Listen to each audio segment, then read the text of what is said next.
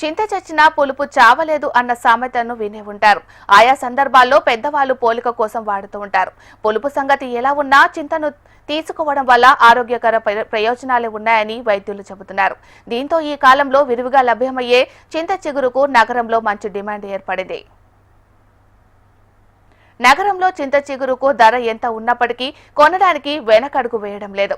మాంసం, చేపలు, రొయ్యలు, చింత చిగురు ధర ముందు ఇవన్నీ కనిపించవు. పల్లెల్లో అంతగా పట్టించుకొని ఈ చింత చిగురు ఇప్పుడు సిటీలో అత్యంత ఖరీదైన కూరల్లో ఒకటిగా మారింది. నగర మార్కెట్లలో కిలో 500 రూపాయల ధర పలుకుతుంటే దీనికున్న డిమాండ్ ఏ పాదిదో అర్థం చేసుకోవచ్చు.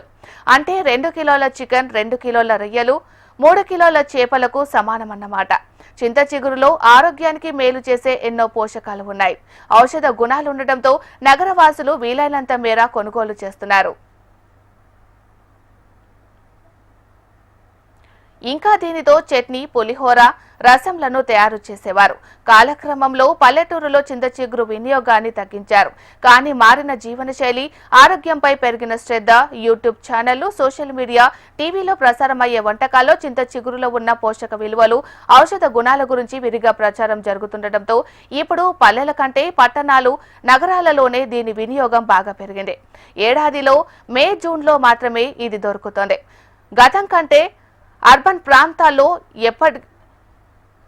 ఏటికాడికి డిమాండ్తో పాటు ధర కూడా పెరుగుతుంది. మార్కెట్లు, రైతు బజార్లలో 2 ఏళ్ల కిందట కిలో చింత చిగురు 100 రూపాయల నుంచి 150 రూపాయలకే లభ్యమయ్యేది.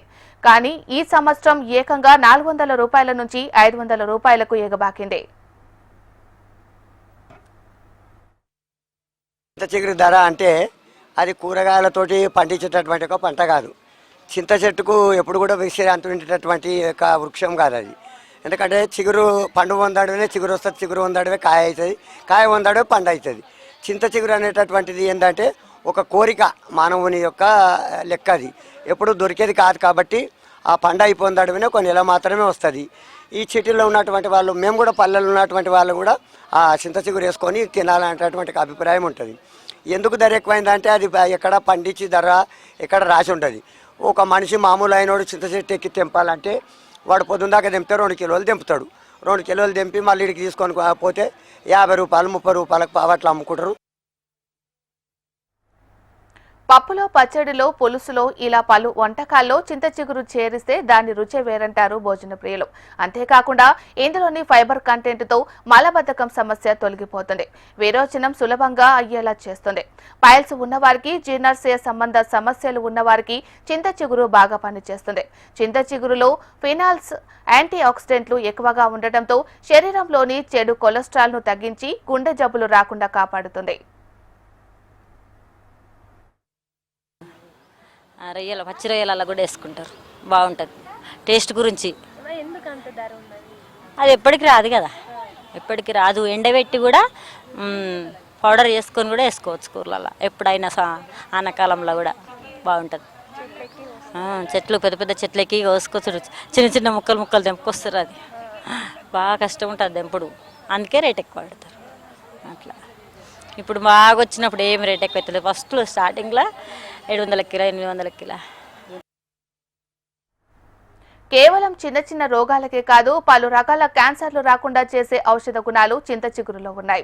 100 గ్రాముల చింత చిగురులో దాదాపు 239 క్యాలరీల శక్తి, 1 గ్రాము ఫ్యాట్, 3 గ్రాముల ప్రోటీన్, 26 mg సోడియం, 63 గ్రాముల కార్బోహైడ్రేట్స్ ఉంటాయి. దాదాపు 16% iron, 6% vitamin C, 1% vitamin A ఉంటాయి. కేవలం రుచి కోసమే కాదని చింత చిగురు వల్ల మనకు ఆరోగ్యకర ప్రయోజనాలు ఎన్నో ఉన్నాయని న్యూట్రిషనిస్టులు చెబుతున్నారు. ధరలకు సమానంగా చింత చిగురు ధరలు పరుకుతున్నాయి. పల్లెల్లో అంతగా పట్టించుకొని ఈ చింత చిగురు సిటీలో ఇప్పుడు అత్యంత ఖరీదైన కూరల్లో ఒకటిగా మారింది. ప్రస్తుతం నగర మార్కెట్లో కిలో చింత చిగురు ధర 500 రూపాయలు పలుకుతుంది. ఆరోగ్యానికి మేలు చేసే ఈ చింత చిగురులో ఔషధ గుణాలు ఎన్నో కలిగి ఉండడంతో నగరవాసులు కొనడానికి ఆసక్తి చూపిస్తున్నారు. సంవత్సరానికి ఒక్కసారి వచ్చే ఈ చింత చిగురు తినాలని వైద్యులు కూడా సూచిస్తున్నారు. కెమెరామెన్ సతీష్తో అలేఖ్య, HM టీవీ, హైదరాబాద్.